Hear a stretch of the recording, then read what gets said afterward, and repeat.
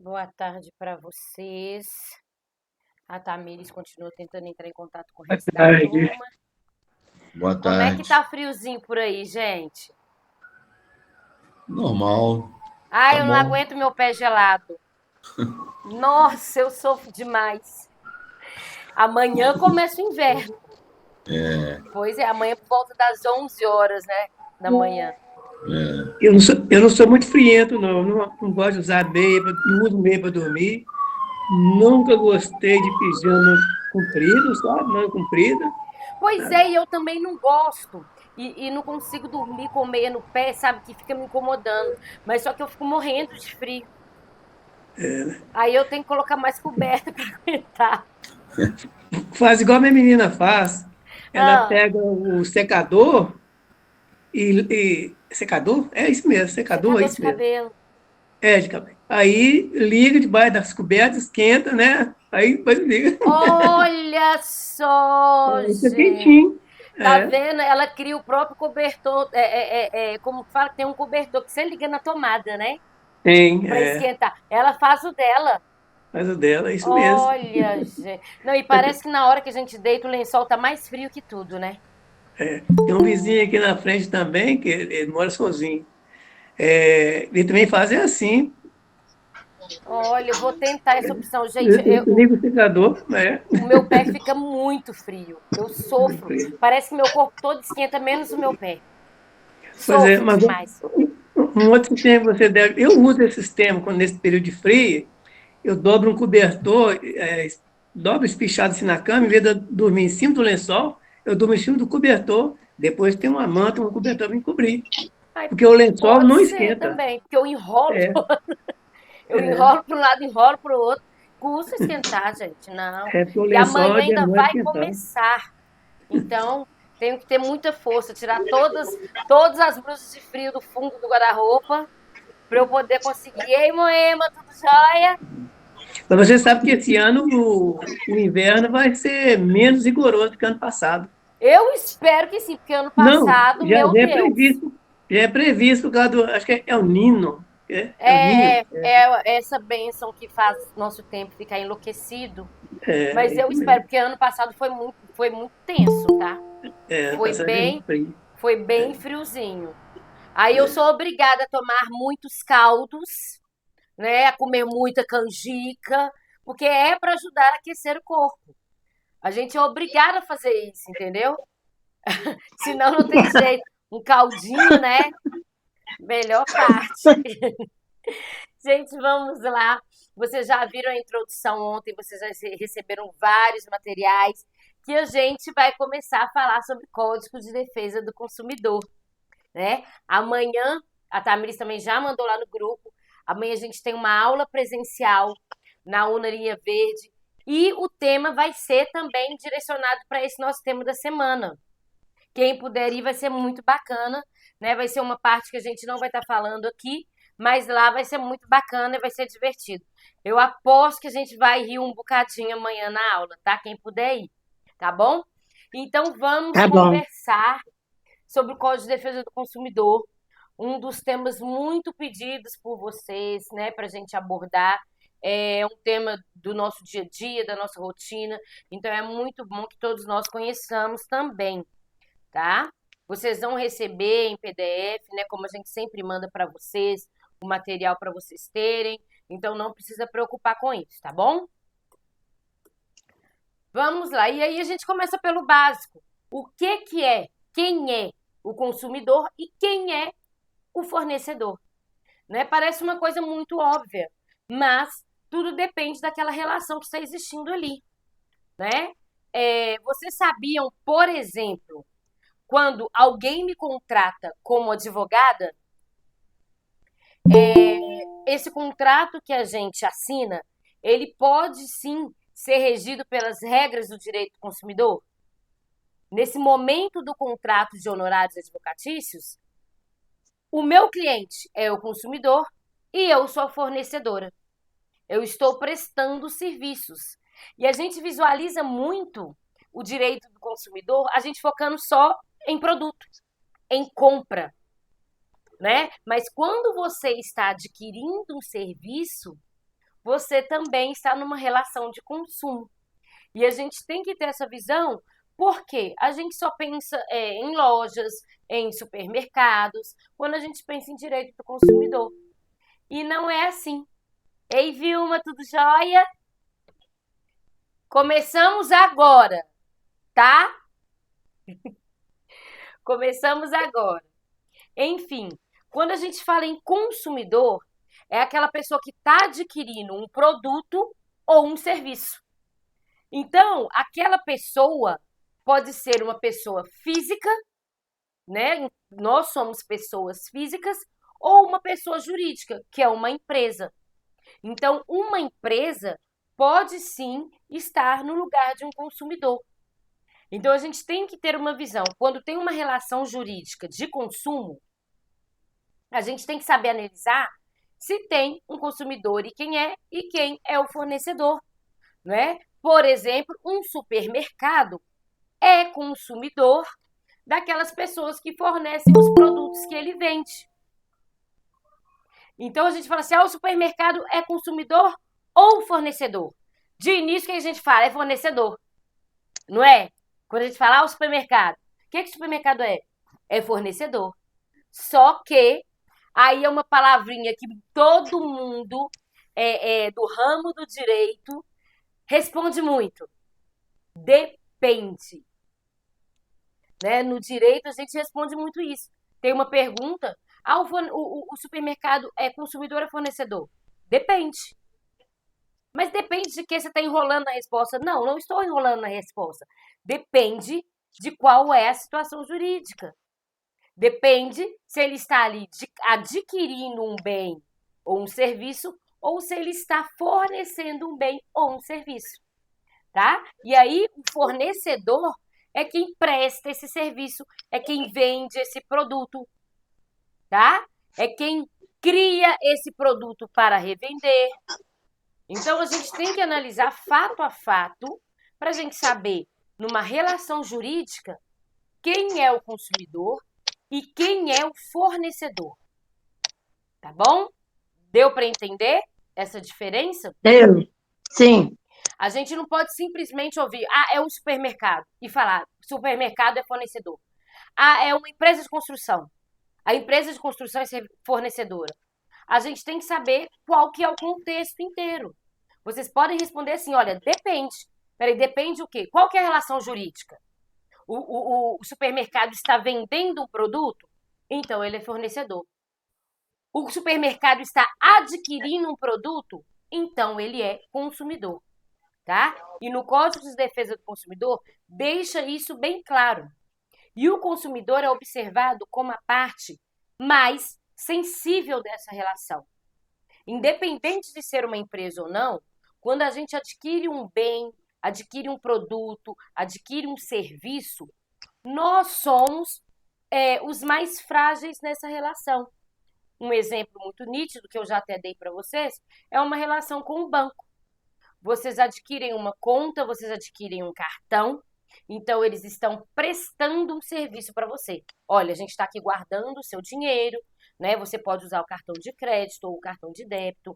Então, nesse momento, você é o consumidor. E aí você assina um contrato, que é um contrato unilateral. Um contrato que o banco criou. Você não fez um contrato, olha, banco, eu quero que tenha isso, isso e isso no meu contrato. Não. Para você ter aquele serviço, você tem que assinar o contrato do jeito que o banco fez. Isso é uma prova que nessa relação de consumo, o consumidor é mais frágil. E por isso, o Código de Defesa do Consumidor visualiza o consumidor dessa forma. E por isso que ele protege o consumidor nessa relação. Tá bom? Você vai, eu vou acionar judicialmente o banco porque ele está cobrando muitas taxas que não deveriam ser cobradas. Tá, mas e o contrato? Eu não tenho contrato. A lei obriga que naquela situação jurídica o banco apresente o seu contrato. Olha, eles não me entregaram o contrato, ou então fiz a contratação por telefone, eu não tenho contrato. Eles têm que mostrar esse documento, porque a lei já enxerga o consumidor como uma parte mais frágil nessa relação. tá? Eu trouxe para vocês o artigo 6º porque é muito bacana a gente dar uma olhada nele, principalmente depois desse caminho que a gente vem percorrendo. Né, que a gente falou de direitos humanos, a gente falou de Constituição, né, a gente falou de dignidade da pessoa humana, a gente falou da família, de toda essa questão humana dentro do direito. E aí, quando a gente vem no artigo 6º, parece que a gente está voltando lá na Constituição, lendo a Constituição, porque traz os direitos básicos do consumidor. Aí você vai lá e lê assim: direito à vida, à saúde e à segurança. Remete lá ao que a gente viu na Constituição Federal. Só que cada um desses termos garantidos pelo artigo 6º são voltados para a relação de consumo. Quando a gente fala de direito à vida, à saúde, à segurança, está falando assim, aqui, o produto que está sendo oferecido não pode atingir a vida, a saúde e a segurança do consumidor. Quando a gente fala direito à educação, informação e liberdade de escolha, quer dizer que a gente tem direito a receber todas as informações dos produtos e dos serviços que a gente está contratando. Quando a gente fala direito à proteção contra publicidade enganosa e abusiva, o que está falando? Olha aqui, você não pode enganar o consumidor. Você não pode falar que o produto é X, é idêntico ao produto Y e não comprovar isso. Você não pode usar situações abusivas para poder falar que o produto é bom e depois o consumidor descobrir que isso é mentira. Quando a gente fala direito à proteção contratual, é quando a gente vai lá no juizado especial e exige do banco: peraí, eu quero ver esse contrato. Você está falando que eu contratei um empréstimo que eu não contratei. Então, mostra o contrato aí assinado, provando que eu contratei isso. Ah, foi por telefone. Então, mostra a gravação telefônica com a minha voz, comprovando que eu contratei esse empréstimo. Quando a gente fala de direito à facilitação da defesa dos direitos, é essa proteção jurídica que a gente tem de ter acesso à justiça para cobrar os nossos direitos enquanto consumidores. No juizado especial, são julgadas causas de até 40 salários mínimos. Isso envolve grande maioria das causas do direito do consumidor, tá? É um facilitante para essa área principalmente, um facilitador, né? Quando a gente fala em contrato bancário, quando a gente fala em telefonia, né, prestação de serviços de telefonia, quando a gente fala de compras de eletrodomésticos e outros bens para nosso acesso mais rápido, todas as vezes que a gente fala disso e tem alguma discussão judicial, é o juizado especial que a gente busca, porque são causas inferiores a 40 salários mínimos. E aí, dessa proteção ao direito à facilitação de defesa, você vai chegar ao juizado especial e falar assim: olha, para você ter acesso ao juizado especial, você não precisa nem de um advogado. Você pode vir sozinho, tá?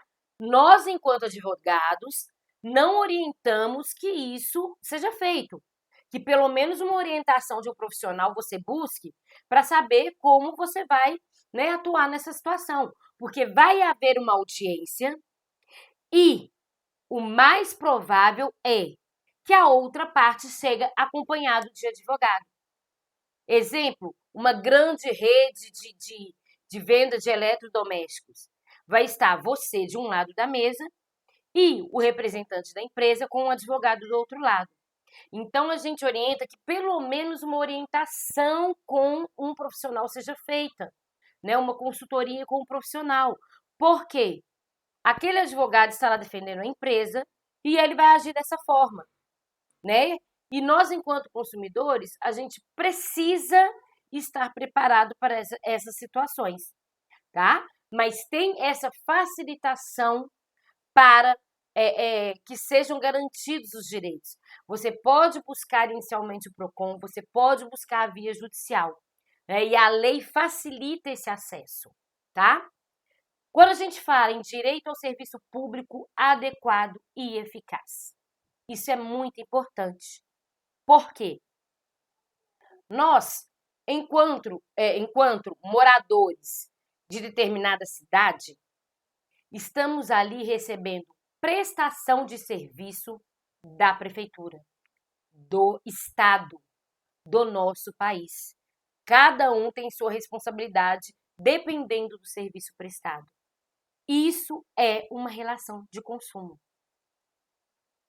Muita gente não entende que nós temos um contrato, mesmo que não seja físico, nós temos um contrato de prestação de serviços com os nossos governantes.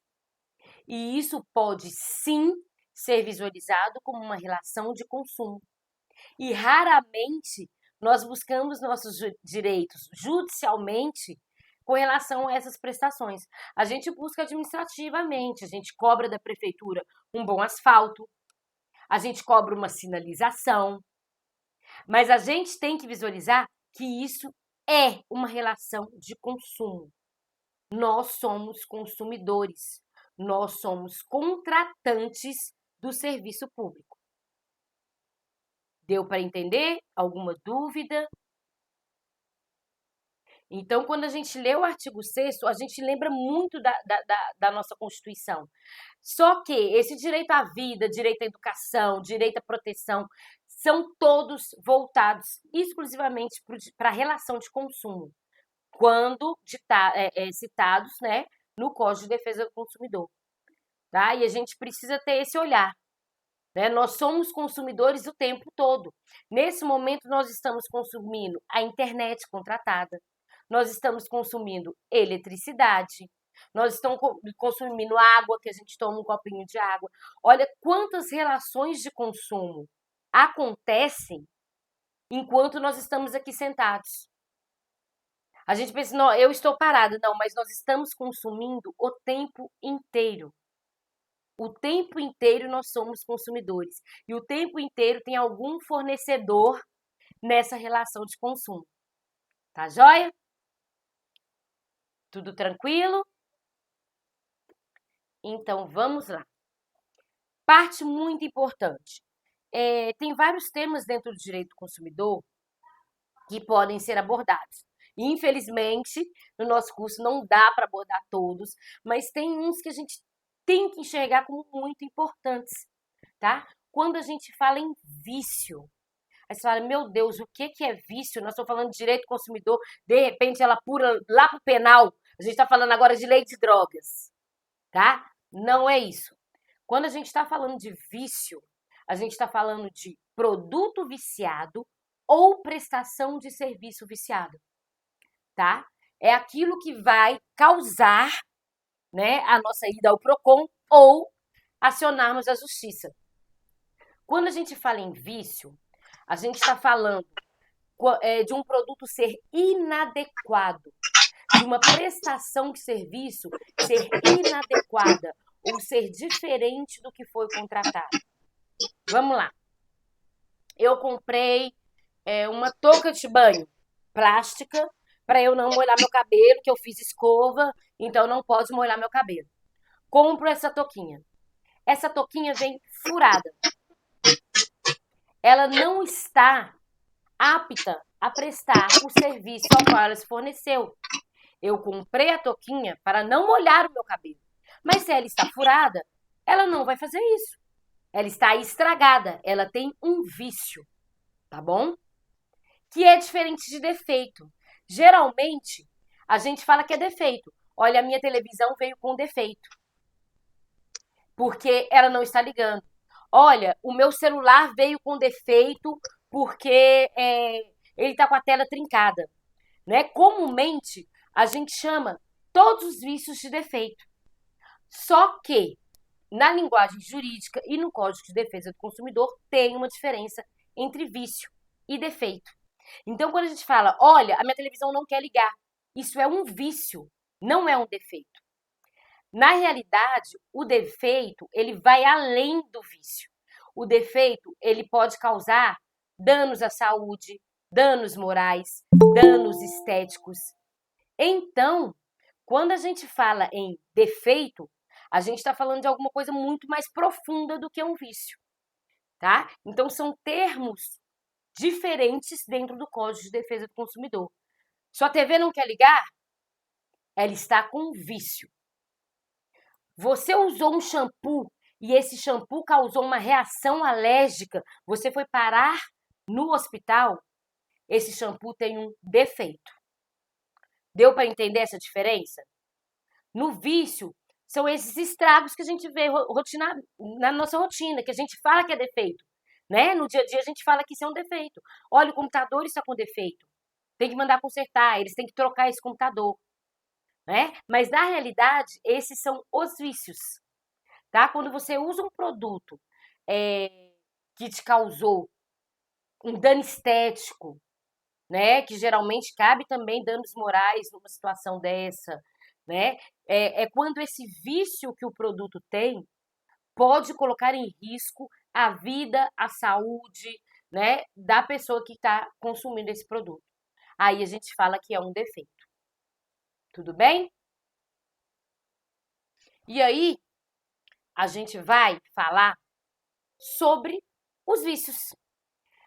Uma das maiores dúvidas, gente, que a gente tem enquanto consumidor são os dias, o prazo que a gente tem para reclamar desses vícios. A gente compra na promoção e geralmente fala assim na propaganda: olha, produto da promoção, só tem 7 dias para trocar. A gente não escuta isso? Olha, produto na promoção, não tem troca. A gente escuta muito isso, né? Nessas grandes empresas, principalmente redes que vendem eletrodomésticos. Né? Ah, o produto da promoção não tem troca. Olha, como está na promoção, você só tem 7 dias para trocar. Não. E vocês podem falar não mesmo, tá? Vício aparente, igual a touquinha com buraco, né? A televisão que não liga, o celular com a tela quebrada, é um vício que você pegou, você constatou na hora. Isso é um vício aparente. Quando o produto é não durável, o que é não durável, gente? São produtos que não estragam, né? Eletrodomésticos, prestação de serviço de construção, tá? São produtos que não estragam. Esses produtos, vocês têm 30 dias para... Desculpa, os duráveis, vocês têm 90 dias para reclamar. A sua televisão não ligou. Você tem 90 dias para ir à loja. Ah, mas era da promoção, tinha só 7 dias. Não. No Código de Defesa do Consumidor está escrito 90 dias. A loja pode falar o que quiser, o que vale a lei. Tá? 90 dias para reclamar. Você faz essa reclamação, essa empresa, esse fornecedor tem 30 dias ou para sanar esse vício, consertar, ou para te devolver o dinheiro, ou te dar um novo produto. Tá? Então você tem, achou lá, o botão da televisão não está funcionando. Você tem 90 dias para ir lá na loja e falar: olha, comprei a televisão, não está funcionando. Passado esse prazo, você não pode reclamar mais. Você perdeu esse prazo, tá? Não tem mais direito de reclamar. Avisou a loja? Avisei no segundo dia, fui lá no outro dia, avisei. A partir desse dia, a loja tem 30 dias para resolver a situação. Combinado? E quando o produto é não durável? O que é não durável? Perecível. Alimentos, por exemplo. Quando você acabou de comprar o feijão e viu ele cheio de caruncho. Aqui, ó, comprei o feijão, tá cheio de caruncho. Você tem 30 dias para essa reclamação. Tá? O prazo é menor do que os produtos duráveis. Você tem 30 dias para essa reclamação e a empresa tem os mesmos 30 dias para resolver a situação. Entenderam? Vícios aparentes, aquele que você vê na hora. Se o produto é durável, 90 dias para reclamar. Se o produto não é durável, 30 dias para reclamar. Ok? E aí você me pergunta, e quando esse vício não dá para ver na hora, a olho nu, é um vício oculto? E isso acontece muito. Você compra uma panela, uma air fryer, dá de presente de casamento. Uma semana depois a pessoa vai usar, não tá ligando. Gente, mas o botão tá funcionando, tá tudo funcionando, tá acendendo, mas não tá ligando. Aí liga pra você aqui, sabe aquele presente que você me deu? Tem como você trocar ou me dar a notinha pra eu ir lá trocar? Porque não tá ligando, não tá funcionando. E aí eu viajei, fui passar minha lua de mel e demorei muito tempo pra ligar. E aí de repente você pensa assim, nossa, passou o prazo pra reclamar, o que que eu vou fazer? Vício oculto. Se o vício que você constatou, você não tinha como ver na hora que você recebeu o produto, que foi um vício que apareceu depois, que isso só pôde ser percebido depois. Outro exemplo, quando você compra um veículo, né? Ou quando você leva o veículo a um mecânico, prestou serviço. Vai passar vários dias, às vezes mais de 3 meses, porque você não roda com o carro direto, e aí começa a dar um barulhinho. Tá lá o barulhinho. Peraí, o que é isso? Eu comprei o carro, tem só 3 meses, que barulho é esse? E aí, se você constata um defeito de fábrica, mas que só pôde ser descoberto depois, é um vício oculto. Quando esses vícios são ocultos, os prazos são os mesmos, tanto para produto durável quanto para produto não durável. Só que esse prazo começa a contar do dia que você descobriu esse vício. Então, se demorou 4 meses para aparecer aquela situação no carro, a partir do dia que você descobriu que começa a contar os 90 dias do seu prazo de reclamação. Tá? Então, a gente tem que tomar esse cuidado. Por quê? O que a gente vai observar é se o vício é oculto ou se o vício é aparente. Vício aparente é aquele que você pegou e viu. Vício oculto é aquele que você teve que usar o produto para ver se estava funcionando ou não. Ou você teve que usar por determinado tempo para que esse vício aparecesse, porque não tinha como saber antes. Quer outro exemplo? Uma pessoa que comprou um apartamento lindíssimo na época do verão, lindo, maravilhoso, né? Estava um período que não tinha chuva, tá? Geralmente, você contrata já com um prazo que a construtora dá, geralmente de 5 anos, né? Que eles vão lá e resolvem qualquer problema. Se a pessoa não optar, olha, eu quero assinar o contrato, eu quero comprar, mas eu não quero assinar pelo período de garantia, não quero. Né? Mas, via de regra, já tem um período de garantia, eu só estou dando um exemplo hipotético. E aí, passaram-se meses e chegou o período chuvoso. E no período chuvoso, o seu apartamento fica todo cheio de infiltração. Aí a consultora fala assim: olha, você não pode reclamar, não, porque já passaram 90 dias. Isso é um vício oculto. Eu só poderia saber quando chovesse. Não tinha como eu saber antes disso.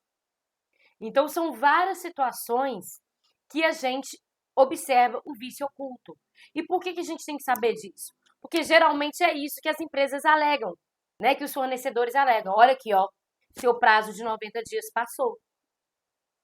Aí agora você vai responder assim, nananina não, porque isso é um vício oculto e aí o meu prazo começa a contar do dia que eu descobri esse vício. Entenderam? Então, o que a gente observa? Vício oculto ou vício aparente? Tá? Os prazos vão ser os mesmos. 90 dias para produtos duráveis, 30 dias para produtos não duráveis. A diferença vai ser de quando vai começar a contar esse prazo. Quando o vício é aparente, começa a contar do ato da compra. Quando o vício é oculto, começa a contar do momento que você descobriu esse vício. Combinado? Então tá bom. E aí, quando tem esse produto com defeito ou com um vício? É o que eu falei para vocês. A empresa tem 30 dias para resolver. Nesses 30 dias, ela pode fazer qualquer coisa. Ela pode tentar consertar. Ela pode te fornecer outro produto. Ou ela pode te devolver o dinheiro em troca.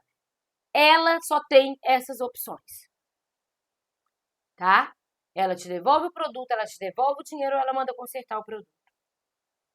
E ela tem um prazo de 30 dias para resolver essa situação. Uma coisa muito importante, gente: compras online. Compras online, nós temos todas essas regras, mas tem uma que não existe para as compras presenciais. Na compra online, em até 7 dias, você pode desistir da compra. Não gostei, não quero. Ah, mas é o meu tamanho, é a cor que eu pedi, mas eu não gostei. Eu tenho 7 dias para devolver. Tá? Isso é uma garantia porque você não está vendo o produto na sua frente. Você está comprando online, então você tem direito de desistir da compra. Nas compras presenciais, não pode fazer isso, tá? Essa troca que a gente faz, gente, por exemplo, fui à loja, experimentei a roupa, comprei minha roupa. Aí depois eu falo, gente, não gostei da roupa, vou lá trocar. Aí você vai lá na loja e fala assim, olha, eu trouxe a notinha, eu quero trocar por uma de outra cor. A loja não é obrigada a trocar, tá? Não tem vício, não tem defeito, ela não é obrigada a trocar. Por que que as lojas trocam? Para fidelizar o cliente, Para né? não perder, já faz qualquer coisa. Exatamente. Olha, tá aqui, tá com a etiquetinha, tá tudo ok. A gente troca para você. É para fidelizar o cliente, mas ela não é obrigada a trocar, tá? Só via internet, online, telefone, WhatsApp, essas relações de consumo, você pode apresentar sim a sua desistência em 7 dias. Um exemplo pessoal, vários clientes me contratam pelo WhatsApp, né? Várias pessoas ou de outra cidade ou uma localidade mais distante, ou que preferem fazer uma reunião comigo de forma online.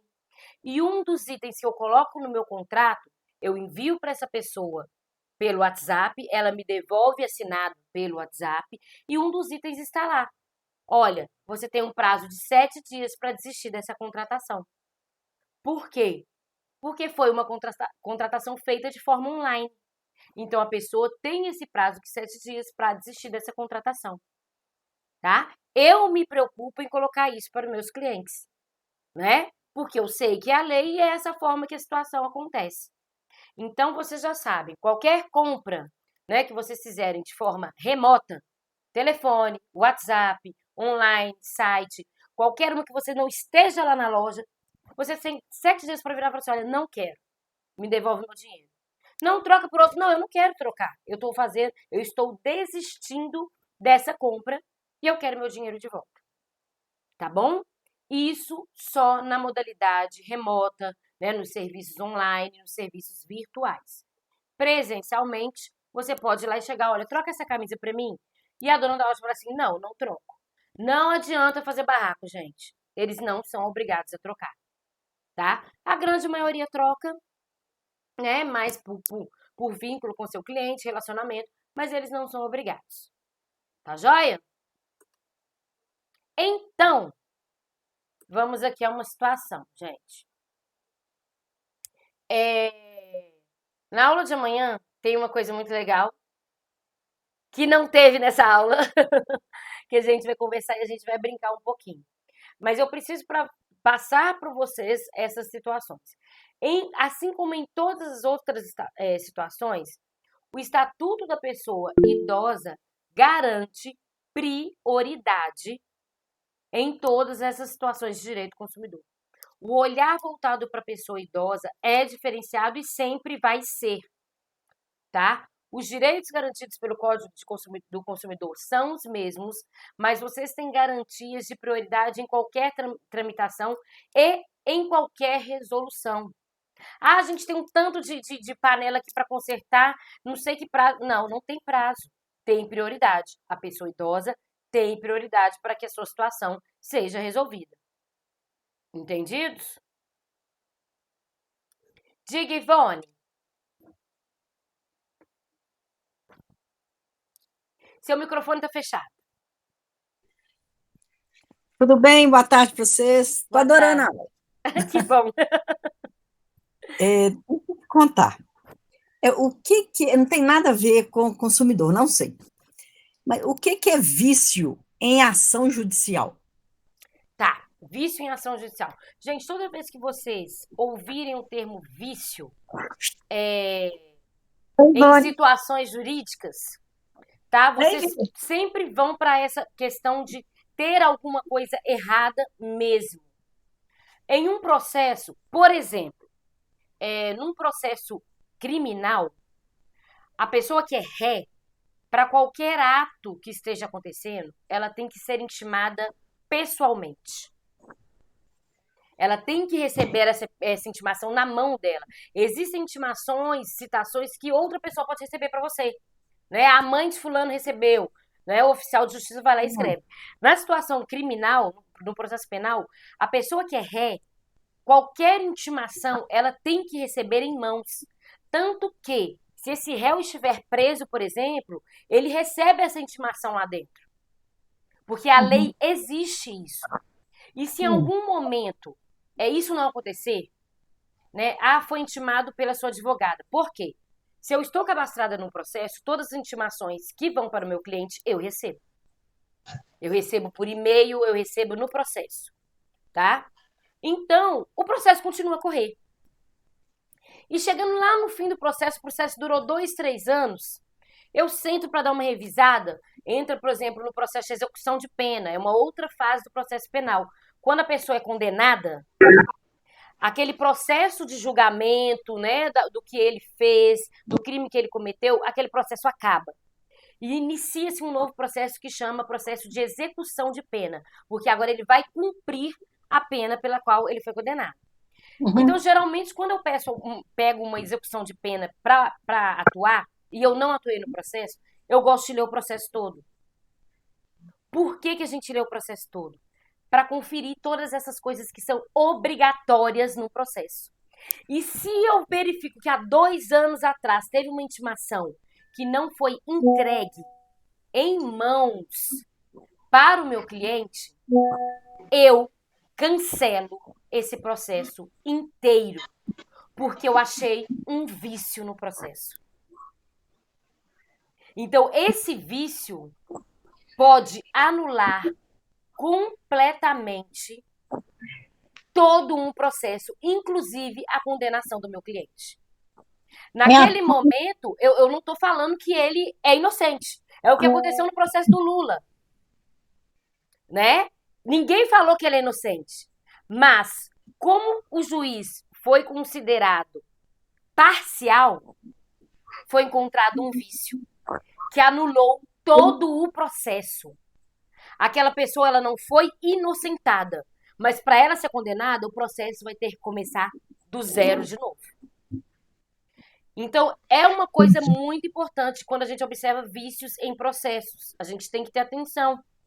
Né? Existem vários vícios que podem anular o processo. Ou anular, por exemplo, o vício foi data X. A partir dessa data, tudo que aconteceu no processo é anulado. E ação civil normal? Na ação civil podem acontecer vícios também. Ou vícios de citação e intimação, dependendo do tipo de intimação que é, né? Porque o juiz pode exigir que seja uma intimação pessoal. Por exemplo, nas ações de alimentos, né, que é a ação de pensão alimentícia, tem que ser pessoal. Porque a pessoa recebe uma intimação assim: olha, você deve X reais de pensão, você tem 3 dias, esse é o prazo legal, tá, gente? Vocês têm 3 dias para pagar, apresentar uma justificativa, ou você vai ser preso. Posso falar? Pode falar. Os deputados, senador, político de modo geral, eles correm ou para fazenda, ou para não sei para onde, ou para o diabo 4, não recebem intimação nem a pau, nem Deus acha isso. Nem o padre. Exatamente o que os devedores de pensão fazem. É exatamente isso. Vai ser em benefício de alguém, os malandros usam para. Não adianta, fazer gente. Um caminho tortuoso. Se a intimação tem que ser pessoal, o processo vai ficar parado até conseguir intimar a pessoa. Eu já tive processo de pensão alimentícia que durou mais de 4 anos. Porque a bênção mudava de endereço para endereço, a gente custava achar, né, a pessoa. E assim, é uma situação obrigatória no processo. Então, quando a gente tem o Código de Processo Civil, o Código de Processo Penal, todos os códigos de processo, porque vocês vão ver o Código Civil e tem o Código de Processo Civil. No Código de Processo Civil, explica como os procedimentos devem ser. E se algum desses procedimentos não são feitos do jeito que está previsto, você acha um vício. Execução tributária, fiscal. Mesma situação. E principalmente nas situações de execução, quaisquer que sejam, execução de alimentos, execução criminal, execução fiscal. Quando a gente está na fase de execução, gente, a gente está que fala de execução, quer dizer que já houve um julgamento ou já foi gerada alguma dívida. Então não tem que discutir. Aquilo ali existe. Aquilo que tem que ser pago existe. Então a fase de execução é uma fase para que se obrigue para que aquela obrigação seja cumprida. Então, se obrigue para que o preso cumpra a sua pena, se obrigue para o pai que está devendo pensão pague a pensão, se obrigue que a pessoa que deve o tributo pague o tributo. Então, qualquer ação que vocês ouvirem assim, execução de alguma coisa, é porque está cobrando uma obrigação que já existe. Nesse processo não vai discutir se existe aquela obrigação ou não. É como você executar um cheque. Mas e a citação? E a citação se não houve? Depende da citação. Se não houve citação, é vício. A citação é vício. E se houve citação por edital? Citação por edital só ocorre quando o juiz permite. Tá? Por exemplo, não está achando de jeito nenhum aquela pessoa responsável por aquela obrigação. Já fez a citação normal, não achou. Já fez a citação por hora certa. O que é a citação por hora certa? O oficial de justiça vai no mesmo dia por 3 horários diferentes naquele endereço. Fez a citação por hora certa, não conseguiu. O juiz vai pedir, por último, depois de todas as tentativas, a citação por edital. Ninguém lê edital, gente. Vocês leem edital? Ninguém lê edital. A letrinha desse tamanho. Não, ninguém lê edital. Aí vai lá e cita a pessoa pelo edital. Publicou no edital, deu determinado prazo, a lei dá a pessoa por citada. Mas eu não lê edital. Azar se você não lê. Foi publicado no edital. De cumprir, né? Então, assim, não tem como a pessoa fugir para sempre. Né? Tem esses métodos. Mas, se todos esses procedimentos não são devidamente cumpridos, nós temos um vício que pode tornar uma situação, né, provavelmente, nós, enquanto advogados, dependendo da situação, nós vamos adorar achar um vício, né, para poder... Ana Paula, eu estou muito insegura com relação aos precatórios do INSS. O precatório já foi devidamente julgado até no Supremo, que ele tem que ser pago. Aquelas dívidas da vida toda, que é a confusão. Bom, já teve a sentença. Já teve tem a sentença. Que. Provavelmente Agora, já está em execução. O senhor presidente da República, que nem advogado mas ele é outras coisas. Eu não estou desvalendo dele, não, viu, gente? Desvalorizando, não. Pelo amor de Deus, eu não tenho esse negócio, não. Ele está mandando parar de pagar os precatórios. É uma determinada competência que ele não tem, na minha opinião. Pois é, por isso que tem que ir para votação. Qualquer decisão dele tem que ir para votação. Tá? Porque a competência é do legislativo, resolver isso. Gente, precatório é uma luta. Justamente porque pode ter intervenção do governo. Pode ter intervenção de qualquer parte do governo, tá, gente? Tanto presidente, governador, prefeito. Precatório é uma luta. Tem muitos advogados que a gente fala que é o advogado ad hoc, né? Você dá seu nome para, em caso de emergência, eles vão e te chamam para advogar em alguma causa. E você vai receber aquilo, né? Precatório, gente. É uma luta. Eu tive um precatório do Estado, Ana Paula, que eu recebi, mas sabe como? Eu abri mão, acho que 60% dele, eu recebi o mínimo do mínimo. Mas quando eu entrei também, eu não estava nem sabendo se eu ia ganhar. Aí era uma quantia mais significativa, eu preferi negociar. Negociar é graças, porque meu poder era 0, do Estado era 100%, então adivinha quem que tinha que ceder? Era eu mesma, que eu não sou boba, né? Não é que tinha que ceder, mas a gente sabe como funciona, infelizmente. Né? Infelizmente. Doutor, sim. Quando você falou aí, quando o advogado é intimado e a pessoa não foi intimada pessoalmente, prevalece a anulação. Não, depende da ação, tá? Isso no caso de uma ação criminal. Só Isso criminal? Não, depende, por exemplo, na ação de alimentos, que é uma ação civil, também precisa ser intimado pessoalmente. Então, vai depender do caso que está acontecendo. Né? Geralmente, ações que seguem em segredo de justiça. Por quê? Essa intimação ela é publicada. Né? Ela é publicada no andamento processual.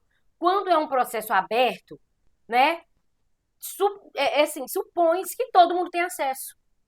Quando é um processo que segue em segredo de justiça e é processo criminal, eu recebo essa intimação, tá? Eu recebo um alerta e isso é uma coisa da OAB aqui de Minas Gerais, tá, gente? Não é todo mundo que recebe por e-mail, tá? Todos os advogados cadastrados na OAB Minas Gerais, eu não posso falar de outros estados, qualquer publicação que esteja em nome de Ana Paula Gomes chega para mim no e-mail. O problema é que tem um tanto de Ana Paula Gomes dos Santos, Ana Paula Gomes, aí chega tudo quanto é Ana Paula Gomes, chega. Mas os meus processos chegam. E aí a gente vai até o sistema, que hoje a gente usa o PJE, eu abro meu sistema de 2 em 2 dias. Isso quando eu não abro todos os dias.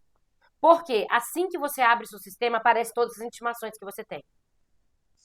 Então, por isso que um advogado tem que ser diligente. Né? A gente tem que observar isso. Por quê? Várias ações, a intimação vai chegar só para mim. O meu cliente não vai receber. Né? Ações no juizado especial, por exemplo, se a pessoa tem um advogado, eles não mandam a intimação para a pessoa, manda só para o advogado. Por quê? A obrigação do advogado, enquanto contratado para atuar naquele processo, é estar ciente das movimentações do processo. Então, a gente recebe essa intimação. E aí, quando eu clico no botãozinho de visualizar a intimação, começa a contar o prazo, porque aí conta como se meu cliente também tivesse sido intimado. Então, se o juiz deu, olha, prazo de 15 dias para manifestar, cliquei no botão, começou a contar meu prazo. Pois é, isso no caso só da criminal que a pessoa tem que ser intimada. Tem que ser intimada.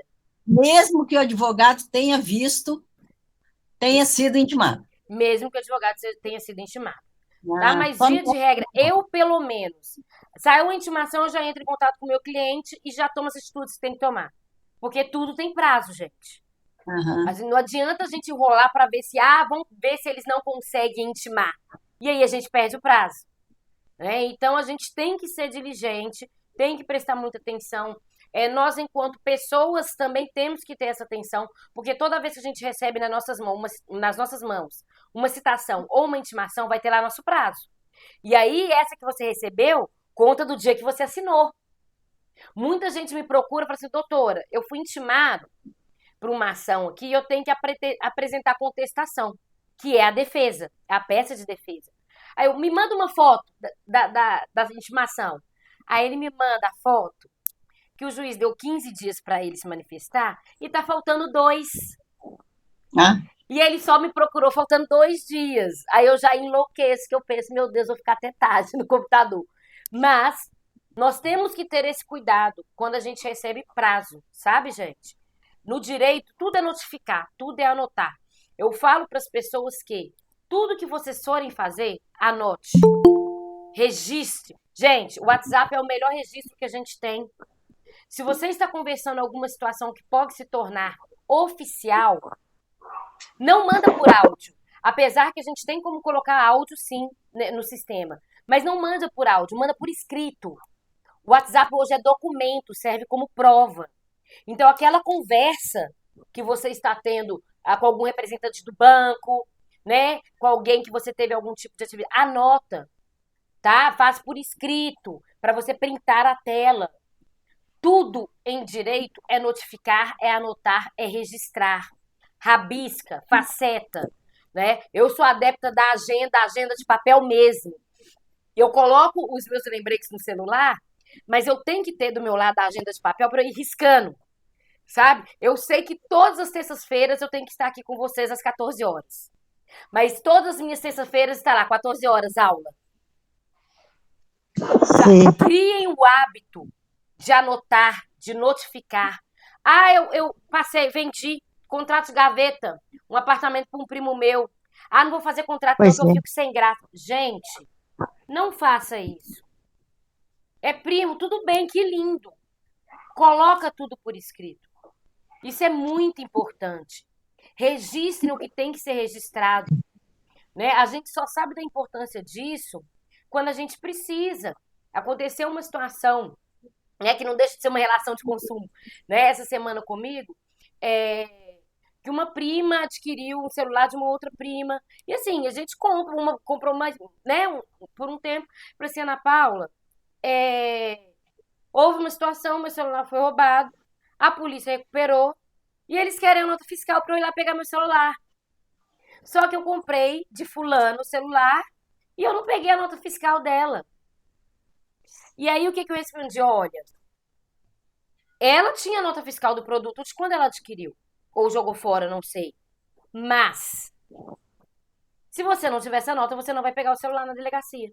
Simples assim. Eles não vão te entregar. Como é que você prova que é a dona? É. E o celular dela tinha senha, mas não tinha, né? Digital, para ela poder falar, olha, é a minha digital, tentar provar de outra forma. Então, quando você adquire é da família, fulano, mas você me dá a nota de quando você comprou só para eu guardar, né? Nada disso, gente, vai atrapalhar um relacionamento familiar. Diga, Ivone. Quando a gente abastece, geralmente a gente usa cartão, né? Aí eles dão um comprovante do cartão. E às vezes a gente nem lembra de pegar a nota fiscal. Aquilo ali serve, por exemplo, quando o carro, por exemplo, às vezes a gasolina é batizada e o carro não anda, aí para você voltar, vale? Vale por quê? Naquele comprovante geralmente tem o nome de onde você adquiriu o produto, Uhum. tá? É bom que esteja em nome da empresa mesmo, porque nem sempre tem esse risco também. Uhum. Mas ele serve como comprovante de que você adquiriu um produto naquele local. E Uhum. pelos valores, eles podem obrigar. Tem uma situação que ocorre num processo de direito do consumidor que chama-se inversão do ônus da prova. Em qualquer situação em que a parte como que eu posso falar? É uma parte mais frágil na relação como consumidor, o juiz autoriza a inversão do ônus da prova. O que é isso? Quando a gente afirma uma coisa, a gente tem que provar. No direito do consumidor, quando o consumidor afirma alguma coisa, a empresa que tem que provar o contrário. Então, quando você apresenta esse papel, eles vão falar, não é isso não. Então, nessa data aqui, mostra pra gente as movimentações de vocês nessa data para ver se não tem esse valor nesse horário. Entende? Então, assim, qualquer documento que a gente adquire nessas relações, eles podem sim servir de prova, justamente porque também tem essa inversão do ônus da prova, que facilita isso, né? A gente tem inversão do ônus da prova, por exemplo, numa situação que a gente nem imagina, de exoneração de pensão. É um pai que o filho chegou a 18 anos, ele falou, olha, meu filho alcançou a maioridade, eu não tenho que pagar pensão mais. Se vocês não sabem, a pensão ela não extingue sozinha. Né? Quando você está pagando pensão judicialmente, você tem que ir ao judiciário e pedir para que cesse essa pensão. Então, quando o pai solicita isso, ele prova, né, que o filho é maior de 18 anos, e aí o filho fala assim, não, mas eu preciso ainda da pensão. O juiz vai virar pro filho e vai falar, então prove que você precisa. É um outro tipo de invenção do ônus da prova. Então, tem essas situações que quando tem uma pessoa que é, né, a mais frágil na relação, pode ser utilizada. Muito bem. Tá bom? Muito bem. Mais alguma dúvida, gente? Seu Sebastião levantou a mãozinha. Eu queria saber como funciona o caso de venda casada, que é muito prático no comércio. Inclusive, no posto de combustível tem essa tal de venda casada. Venda casada, gente. Banco é mestre para fazer isso. Olha, a gente abre a sua conta, mas você tem que assinar um seguro de tanto tempo. É proibido. Você pode sim dizer não. Tá? Não tem essa de, a gente só faz esse serviço se você adquirir tal serviço. Tá? É previsto um direito do consumidor no CDC que é proibido. E essa empresa pode, inclusive, ser multada ou punida de alguma forma por isso. Tá? Venda casada acontece em muitas situações, gente. Falou para você que, olha, eu só te forneço isso se você adquirir isso, é venda casada. Ninguém pode te obrigar a adquirir outro produto se você quer só um. Né? Ninguém é obrigado a adquirir um produto que não quer. Ah, você está interessado em tal calça.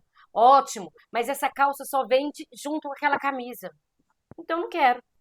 Você não é obrigado a pegar. Eu quero a calça. Está anunciado ali a calça. Então, se está anunciado só a calça, você tem direito a levar só a calça.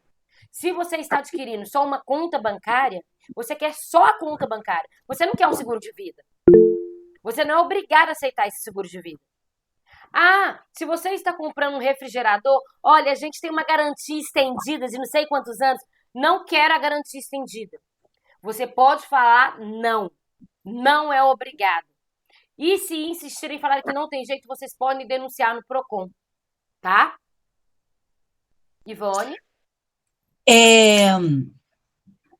Quando eu tenho um caso de um amigo meu que ele abriu uma CNPJ e a receita dele é pequena, porque está começando agora. O banco pode recusar abrir a conta? Do CNPJ? Não. Não? Não. Tanto, vou dar um exemplo, esse eu posso falar porque é um banco que tem movimentado muito situações como essa, que é o Nubank. Né? Qualquer pessoa que criar o CNPJ hoje já consegue abrir uma conta no Nubank hoje. Tá? O criador, o dono da Nubank é um rapaz muito novo, mas ele tem se destacado pela facilidade que ele propõe aos clientes. Tá? É um acesso muito válido, um acesso muito prático. A pessoa tem um acesso muito rápido aos serviços e ele não trabalha com venda casada. Né? A pessoa abre hoje o CNPJ, a pessoa consegue abrir a conta hoje. O que a pessoa não deve conseguir é um valor alto no cartão de crédito, coisas que vai aumentando com o tempo. Mas o banco não pode fazer isso. Tanto que eu tenho vários clientes no ramo empresarial que migraram para o Nubank, justamente por causa dessas restrições que alguns bancos colocam. E quando acontece deles negarem, ele pode entrar na justiça? Primeiro ele tem que denunciar no Procon. Tá, gente? Tem situações, esse tipo de situação, vocês têm que procurar a via administrativa primeiro. Daqui é o Procon. E o Procon vai notificar a empresa. Se a empresa não sanar esse vício, que é o que a gente conversou hoje, né? Se ela não sanar esse vício no prazo, aí você pode, além de usar essa denúncia que você fez no Procon no jurídico, né, na via judicial, alegar todas as outras informações. Acaba que essa ação administrativa vira prova também contra a empresa, contra a instituição financeira. Entendeu? Tá bom. Ok. Diga, José. Diga, Professora Ana, boa tarde. Boa tarde. Eu posso trocar de banco, no caso, eu abrir uma conta jurídica e eu tiver uma insatisfação com a conta, eu posso trocar de instituição bancária? Pode. O que tem que ser observado de início é o contrato, tá? Vocês têm que ver se tem algum prazo contratual, que isso geralmente é o que o banco faz, né? Principalmente para conta jurídica. Olha, é um contrato de 2 anos. E verificar se tem alguma multa prevista para essa troca. Tá? Mas, via de regra, pode trocar e ponto final. Tá? Você vai fechar a conta e passar para outro banco. Mas é muito bom a gente dar uma olhada no contrato. Que geralmente eles não nos fornecem, a gente tem que pedir para eles enviarem, que é uma luta para receber esse contrato.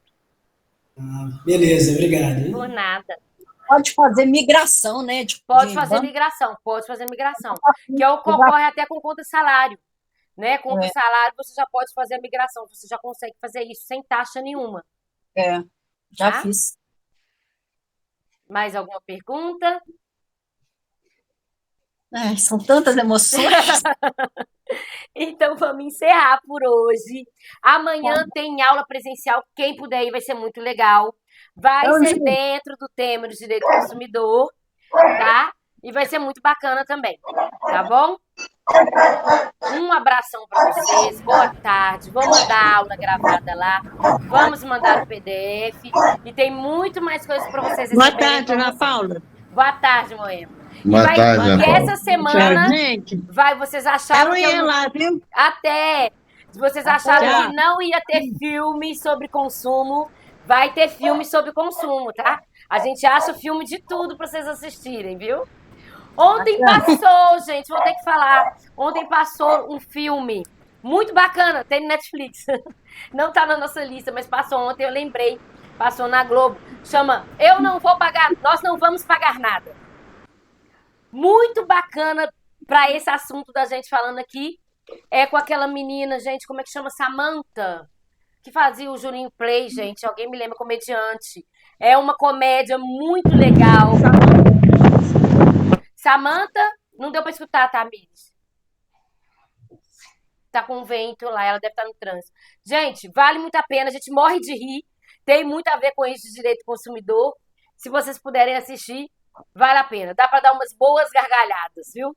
Ela trabalha, Ana Paula, ela trabalhou no programa de televisão, até hoje ela trabalha. Ela A atriz participou de Zorra principal. Total. Ela fez ela é aquele ótima. filme Torrica, que é um filme super bacana também. Dá pra gente Eu rir. assisti aquele filme ontem. Pois Eu é, assisti ontem também. pois é. Dá pra rir, deitar, enrolar, dar uma relaxada, É, né?